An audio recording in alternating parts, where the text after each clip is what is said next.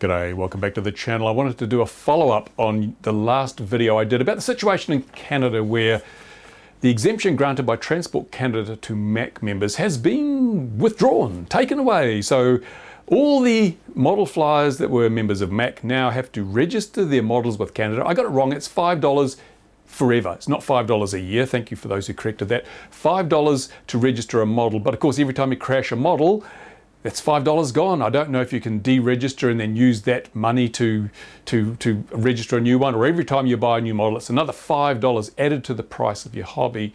And if you destroy models as quickly as we do around here, over the period of a year, there's quite a bit of extra money you're having to pay for the privilege of enjoying this hobby. Well, participating in the hobby, will there be any joy? I'm not so sure, but I wanted to address some of the issues that were raised by commenters on my last video.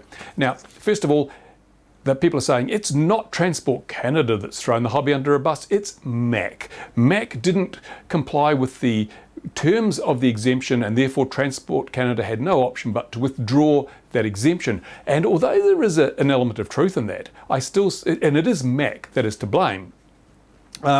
MAAC's not so much to blame for not complying with the terms of the exemption as it is for accepting the exemption in the first place. As I pointed out in my original video, there should never have been an exemption because the traditional hobby should never have been subject to these rules. It shouldn't have had to be exempted from them. They should simply never have applied, never applied at all. And but the fact is the exemption's gone, so what does it mean for Canadian model flyers? Well, you're going to have to register, as I say, every model, $5 a head. You're going to have to sit the drone certification thingy, which is not too onerous if you're just going for the recreational one. But if you want the more advanced one where you can fly in other areas, it gets quite in depth. And you are going to have to keep a maintenance log. Yes, you're going to have to maintenance log. So if you're an old school model flyer, you fly nitro models at the field with rubber band on wings, every time you break a rubber band and have to replace it, entry in your maintenance log. Every time you change a glow plug, entry in your maintenance log. Every time you change a propeller, entry in your maintenance log. Yeah, it's ridiculous. Absolutely ridiculous that the hobby should be reduced to this. To having to advise via your log that you've changed a rubber band because it snapped. Seriously, but this is what I say. Over-regulation. Transport Canada should never have even thought of adding these rules to what is one of the world's safest hobbies. Ridiculous. And MAAC should have pushed back at that point. MAAC should have stood their ground at that point and said, no, we're not accepting these rules. They are lunacy, and they should have gone to the public and made that point and got the public behind them, because the regulators have been very, very clever, very cunning, very smart.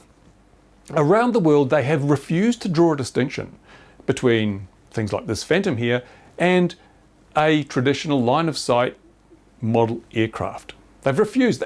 We know they can. It's pretty easy to tell the difference, but they choose not to. And that has meant they've gone to the public and said, we are regulating drones, when in fact they're regulating model aircraft as well. The public are unaware of this. I've done some informal surveys, and over 9 out of 10 people that I've asked were totally unaware that model aircraft have been caught up in these new drone regulations. They thought it was all about drones, multi-rotors with cameras, people snooping on them through their bathroom window and delivering drugs into prisons. They thought that's what's being regulated. They did not realize that the wonderful, outdoor, healthy, family-friendly pursuit of flying model aircraft line of sight is subject to the same rules. And when I told them they were shocked. In fact, and this is the God-honest truth, when the New Zealand regulator was investigating me, the CAA, their own investigators were unaware that model aircraft were covered by exactly the same rules as drones. And they were surprised to find out. These are the people who are investigating incidents, who should know the rules backwards. They were unaware that no distinction was being made between these and the traditional hobby. So now tell me that isn't the root cause of the problem. If MAAC and the AMA and CASA and all these other national bodies had stood their ground and said, no, we are not going to allow ourselves to be subject to the same rules that you're putting in place because of your paranoia about these things, and if they'd taken it to the public wouldn't have stood for having the government shut down one of the healthiest, most educational, most family-friendly outdoor hobbies that has ever been. and one with such an exemplary track record of safety. They wouldn't have stood for it. We should have used the public on our behalf to push back against these rules, but the national model flying bodies didn't do it. And they're not there to protect the hobby. National model flying bodies don't protect the hobby. They protect the interest of their members, as proven to be the case in MAAC. They're only looking out for their members. And the AMA, certainly, they don't give a damn about people who aren't AMA members. They don't give a damn about their park zone pilots, because parks are not going to be freers. It's only the AMA fields that are going to be freers. So it is an unfortunate turn of events, but it's human nature. These people are looking out for themselves. It's just self-interest, and it's rampant throughout the world, certainly in this hobby. And I say that because I get millions of views on my videos. But how many people actually front up to say, we'll do something to protect the hobby? Not many, not many at all. In fact, I would wager now there were, 10,000 MAAC pilots in Canada, right? If I said to you, okay, MAAC pilots, you're all being disadvantaged by this, go into the comments, leave a comment on this video to say you support protecting the hobby. How many would do it? You'd be lucky to get 100. Lucky to get 100. Lucky to get 0.1% of the people who are actively engaged in this hobby are prepared to do something to actually protect the hobby. They'll look out for themselves, but they won't look out for the hobby. They don't give a damn about future generations having access to this hobby. It's all about, does this affect me personally? And until it does, I don't really care. Well, now in Canada, this does affect you personally, but I'm predicting that very few of you will actually even do something now. You just can't be bothered. You're too lazy and don't care. It's sad. It's a tragedy. Because one of the worst aspects of this change in Canada is that if you're under 14 and you don't have an adult friend who is willing to help you in the hobby, you're out. Because you can't sit that drone certification thing unless you're 14. So if you're 13, you want to stay in the hobby, but you don't have any adult to supervise you, it's now illegal for you to fly model aircraft over 250 grams. You can't. It's against the law now. It's against the rules. What country on God's earth thinks it's a good idea to bar children from this hobby? And I know that when in my formative years, from about the age of 5 or 6, I spent inordinate amounts of time flying model aircraft by myself because there was no one I knew who was an adult who enjoyed the hobby, so I went and did it myself. I would have been breaking the law if I was trying to do that in Canada today. Unbelievable. Surely there are more important things to make illegal than the hobby in the case of children. You can't bar children from this hobby. But where are all the voices of dissent? Where are all the Canadians rioting in the street saying you may not destroy our hobby, you may not bar children from this hobby? Where are all the STEM programs saying you can't bar children from the hobby? Nowhere to be seen. Nobody gives a damn.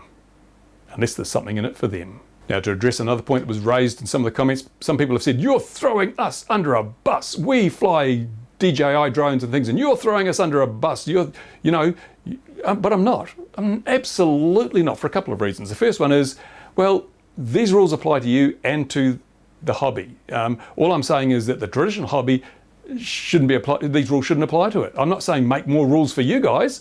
And what I'm also saying, and I've said it many, many times, is we've got 10 years of solid, hard data that prove these things are safe. How safe? Well, not one person has died as the result of the recreational use of multi-rotor drones anywhere in the world in the last 10 years at all. In fact, in the history of time. Now, during that period, during that 10 years, people have been killed flying radio-controlled model helicopters and radio-controlled model fixed wings.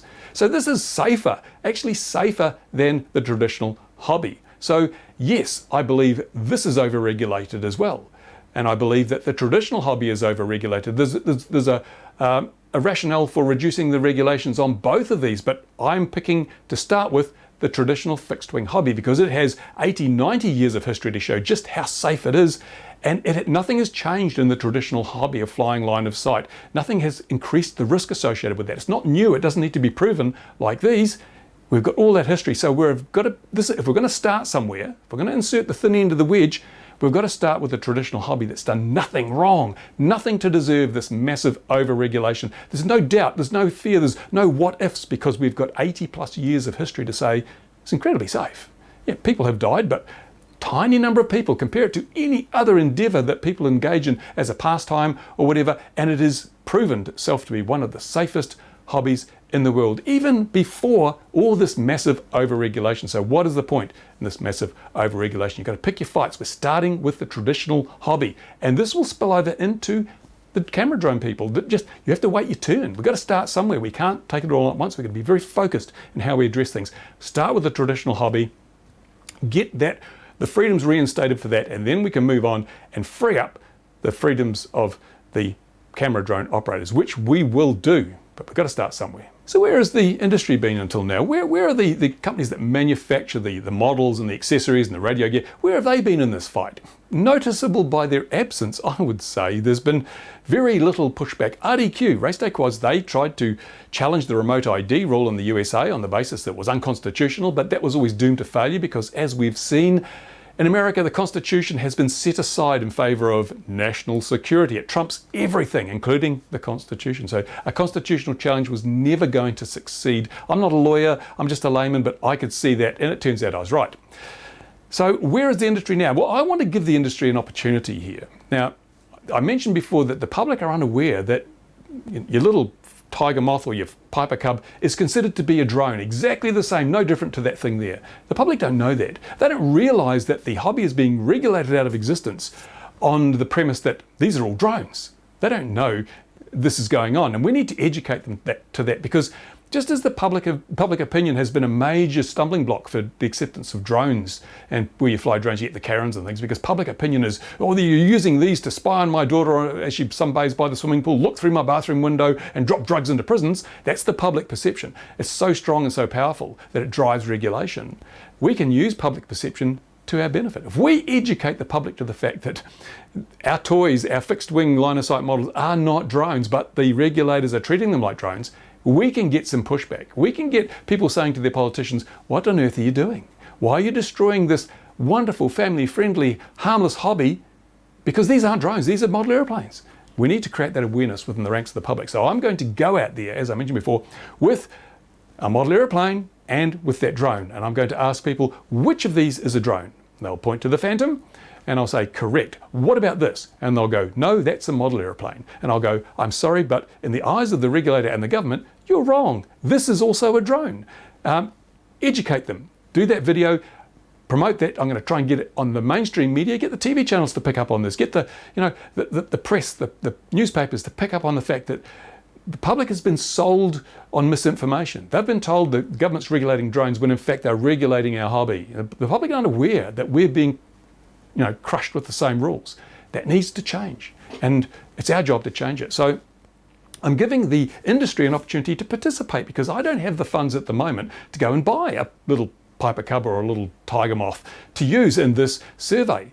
So I've offered the industry an opportunity to step in and provide one. All right. So on my community tab, there's a little posting which says, hey, how about you contribute to this? It's not asking much. It's what, $200 or $300 worth of model. I don't have $200 or $300 to invest in this at the moment, but I'm sure some retailer, importer, manufacturer will do.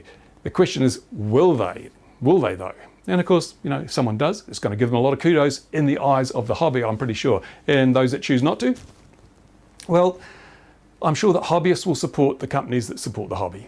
Simple as that. Anyway, there you go. That is my follow-up video. I wanted to get that out there. There'll be a lot of stuff coming up on this, because I think, hopefully, I'm hoping like hell that this has reached a turning point, that the Canadians are so pissed off with what's happened that it'll start to see the wheels of change start to turn, and we'll get a bit more traction on the videos I'm making here and educating the public, educating the hobby to the fact that the future is in your hands. You've got to think about more than yourself. Don't just sit around thinking it doesn't affect me, it doesn't affect me. Think about future generations. Think about the hobby as a whole.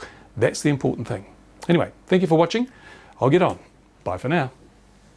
Overregulation is like a tumor. It's killing our hobby. It must be terminated. Now!